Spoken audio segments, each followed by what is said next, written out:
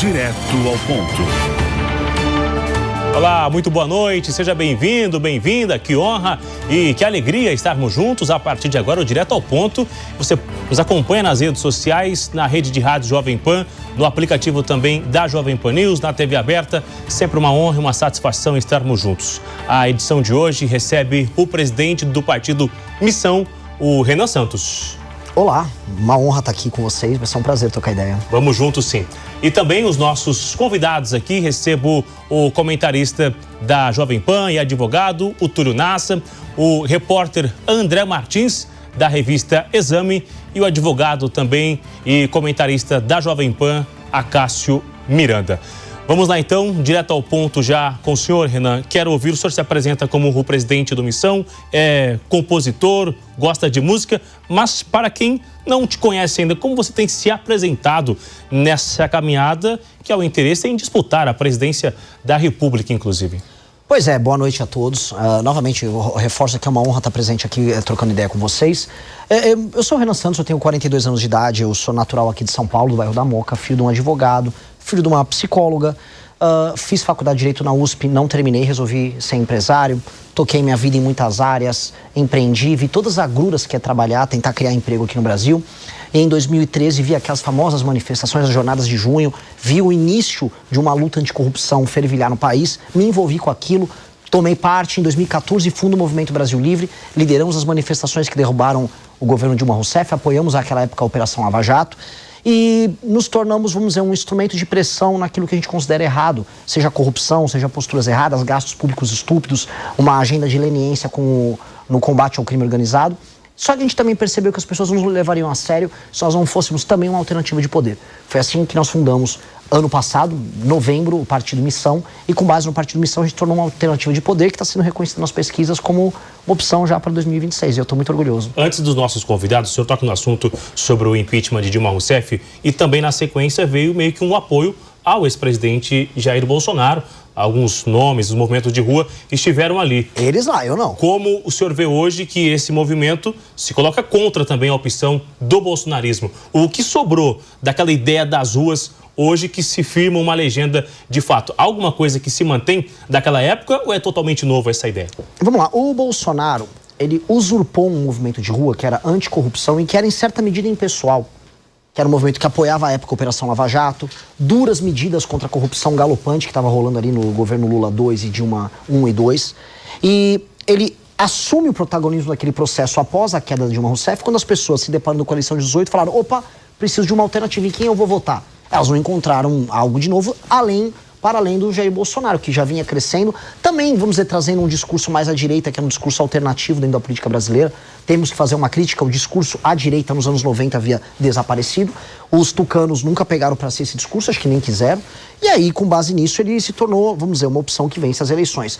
Mas ao usurpar esse processo, ele não levou à frente as causas enquanto valores. Então, o Bolsonaro, ele não tocou a agenda anticorrupção, pelo contrário, ele desmontou isso ao longo do governo dele. Uma agenda de autoridade, de enfrentamento a questões fiscais, parou na reforma da Previdência, ele tocou, mesmo a contragosto, porque ele era contrário à reforma da Previdência.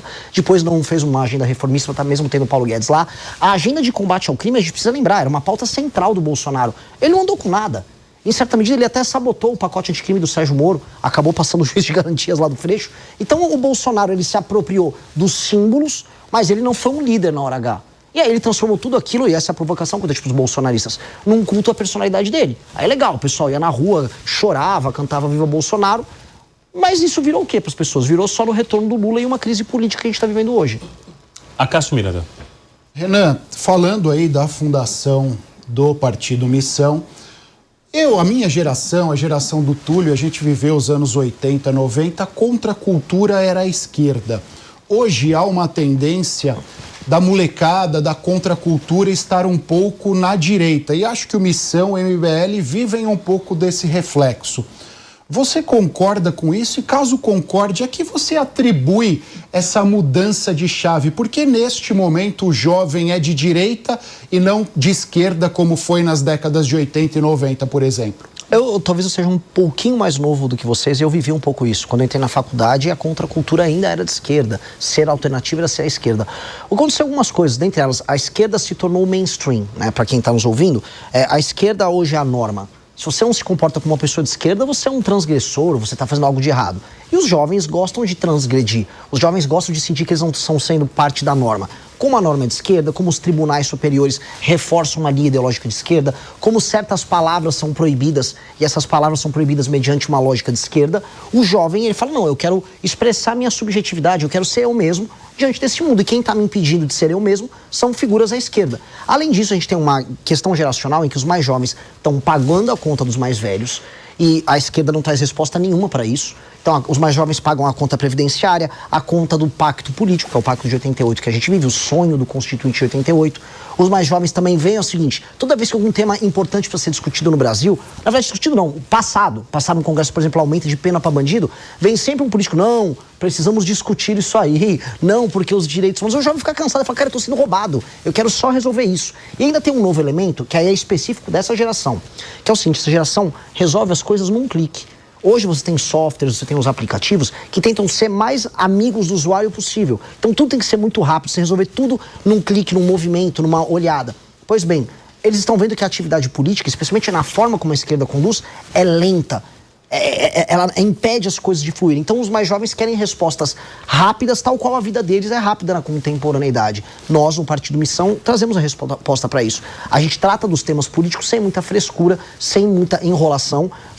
Saímos da discussão meramente ideológica, vamos para a discussão prática, em termos de proposta, e aí isso começa a ter uma resposta eleitoral positiva. A gente começou a crescer entre os jovens. O senhor faz uma fala direta, e aí os números revelam entre 16 e 24 anos. O senhor acha que no eventual cenário de campanha, os seus eventuais adversários numa disputa já são nomes que estão vencidos no mercado da política? Olha, o lulismo, ele está completamente derrotado. E olha que o Lula fez uma campanha em 2022 pedindo para os jovens tirarem o título, porque ele estava se apropriando ali de uma rejeição que o Bolsonaro tinha entre os mais jovens.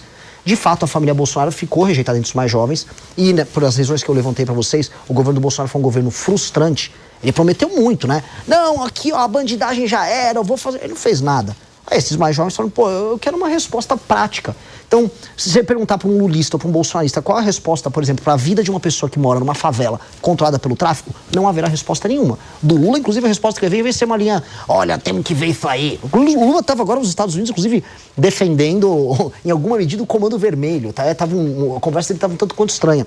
Do bolsonarismo é apenas a inoperância. Não consigo fazer, culpa do STF. E aí o jovem fala, tá, eu continuo morando na favela, o crime continua mandando aqui, alguém me deu uma resposta. A gente está trazendo essas respostas, essas discussões, e a gente começa a responder essa ansiedade de uma mudança. E na verdade a gente precisa ser ansioso com a mudança, o Brasil está ficando para trás muito rápido. Túlio Nasser, por favor. Boa noite, Bruno, boa noite, Renan, boa noite aos meus colegas de bancada, a bancada qualificada hoje aqui.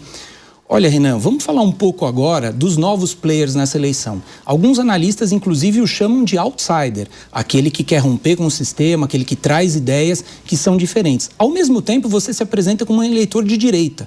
Nós temos hoje, no xadrez eleitoral, vários players da direita. Nós temos Flávio Bolsonaro, Caiado, Zema, e todos eles, mais ou menos, bebem na mesma fonte do bolsonarismo. As pautas são muito parecidas. Me parece que você, ao contrário, bate muito em Flávio Bolsonaro e até mesmo na chamada direita bolsonarista. Só que o eleitor não sabe ao certo o que é essa direita que é diferente da direita bolsonarista. O que seria a direita missionária, pegando um gancho do nome do seu partido, a missão? O que te aproxima, na teoria e na prática, da direita bolsonarista e o que te afasta? Olha, uma coisa que é legal, esse eleitor que hoje ainda é bolsonarista, ele já esteve conosco antes. Quando a gente marcou as manifestações que derrubaram a Dilma, quando a gente apoiou a Lava Jato, quando a gente apoiou reformas como a PEC do teto e a reforma trabalhista, este eleitor que hoje, vamos colocar, é bolsonarista, lutava ao nosso lado. Ele esteve conosco. E a diferença do período que ele esteve com o Bolsonaro para o período que ele esteve conosco é que conosco ele ganhava. A gente venceu tudo. A gente derrubou o governo da Dilma, a gente apoiou a Lava Jato, o Lula foi preso, autoridades corruptas foram presas, reformas importantes passaram. A partir do momento que ele passou a cultuar o Bolsonaro, esse eleitor passou a perder. Então eu começo já fazendo essa provocação. Se ele fizer um exercício de memória, ele vai lembrar que conosco a gente vencia.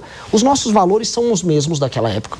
Em termos valorativos, as crenças que a gente tem num Brasil diferente, combate à corrupção, uma institucionalidade mais séria, divisão dos poderes, colocar em certas caixinhas poderes que estão saindo deles, como é o caso do judiciário.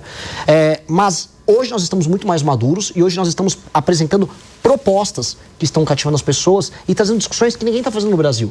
A discussão sobre desfavelização, ela não existia até a gente colocar na pré-campanha. A discussão sobre data center no Nordeste, sobre investimentos em infraestrutura, sobre o uso inteligente da energia para a gente gerar desenvolvimento econômico. A pauta do Nordeste é a solução e não um problema, como eu coloquei e foi imitado pelo Flávio Bolsonaro, são pautas que a gente está trazendo. E essas são coisas que esse eleitor de direita pode, vamos dizer, abraçar, porque no fundo ele acredita nisso. O eleitor de direita ele não acredita lá no PL da misoginia que o Flávio passou. Se perguntar para o tiozão do Zap que votou no Flávio Bolsonaro, ele fala, pô, isso é um absurdo. Agora, ele vai concordar conosco, por exemplo, quando a gente fala sobre frentes de trabalho em regiões que estão tomadas apenas por assistencialismo. Ele vai falar, não, eu acho justo, eu sou um cara que defende o trabalho como valor, um direitista típico defende isso, e esse sujeito do Partido Missão defende. É por isso que eu estou avançando no eleitorado de direita. Primeiro entre os mais jovens, mas os mais jovens têm pais, avós, tios, primos, professores, irmãos.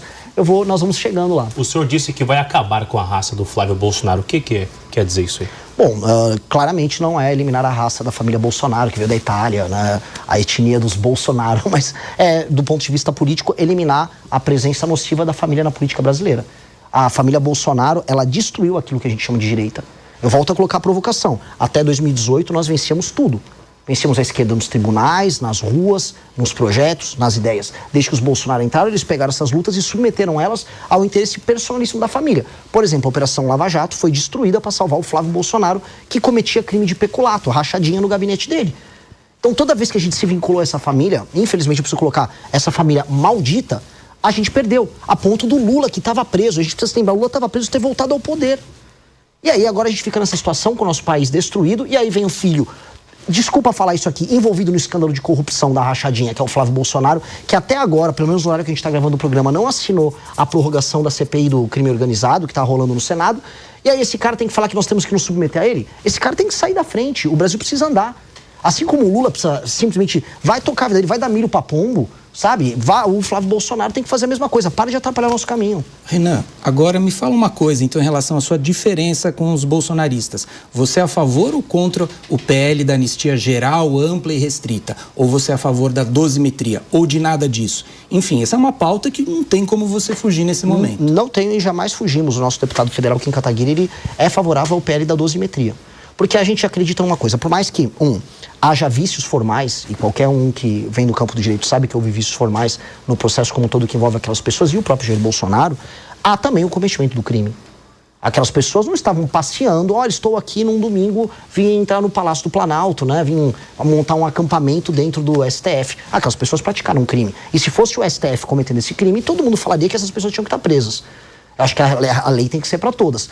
Dito isso, uma dosimetria, dado que nós temos agora pessoas que foram presas por crimes menores do que, por exemplo, um estuprador, tem que ser feita. E essa dosimetria tem que beneficiar todos ali. Então nós votamos a favor do PL da dosimetria e é isso que nós defendemos, a dosimetria. Não uma anistia ampla, geral e restrita, porque a gente está vendo o seguinte, está autorizado você quebrar tudo quando você quiser, do jeito que você quiser? Não pode ser várzea. Senão a gente vai tratar o país assim, ó. É várzea. Se o cara tá de verde e amarelo e eu sou verde e amarelo, pode. Se o cara tá de vermelho, não pode. E o cara de vermelho vai falar a mesma coisa. Pro lulista, o Lula perde a eleição agora no fim do ano, então ele manda a turma dele invadir tudo. Eu acho que a gente tem que ter critérios objetivos. A lei e a ordem tem que funcionar para todo mundo. Por favor. O senhor comentou sobre a fundação do partido no fim do ano passado. Queria que você falasse um pouquinho sobre os planos, né?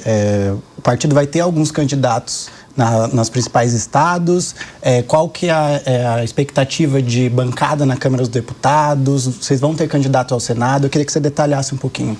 Olha, pensei num trabalho, me tornar um dirigente partidário, vamos colocar assim, de um partido pobre e jovem, como é o Partido Missão, é um trabalho hercúleo, né? Nós temos que treinar, nós temos que construir as chapas, montar a chapa com mais de 1000 candidatos ao redor do Brasil. A gente está falando que realmente são, em cada estado, você acaba tendo a necessidade de ter centenas de candidatos. Temos que confiar no trabalho deles, fazer um trabalho de organização de um trabalho comum, fazer um trabalho de qualificação sobre quais são nossas propostas, nossos valores.